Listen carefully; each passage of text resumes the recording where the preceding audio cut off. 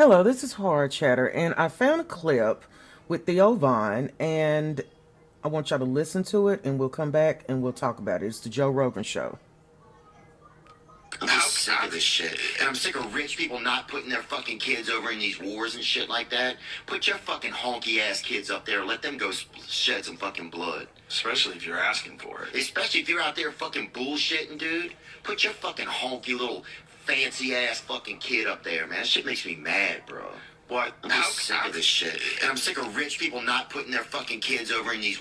Okay, I hear him. I hear what he's saying and everything, but I need y'all to understand something. Racism is bad. I don't care how it's dished out. I don't care where it comes from. It's just a facade. Around this time, I think last year or the year before, Joe Rogan and Theo were supporters of Trump.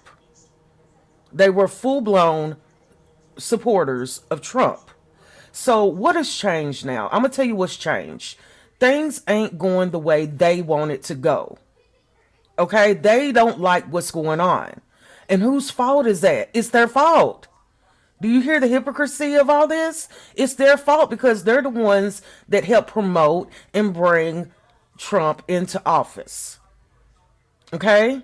I'm getting really, really, really sick and tired of celebrities coming out against Trump that were once for Trump. Once you're for Trump in society, you are always for Trump.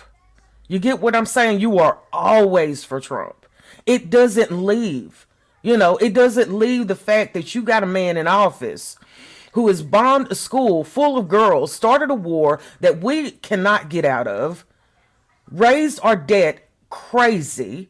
The dollar, the actual American, the United States dollar really doesn't mean crap anymore. And it's because of them backing Trump.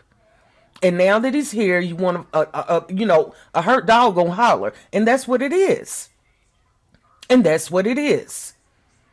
I don't think that Theo or Joe should have platforms to spread the stuff that they're spreading right now. Okay? Their agenda right now is to get people ticked off and fighting. That is what they are trying to do right now. Okay? So understand that when they are talking on their platforms, it is to further divide the country than what it is now. Okay? And what they're going to do 9 times out of 10 is they're going to use racism as the face of that in order to divide people. Okay?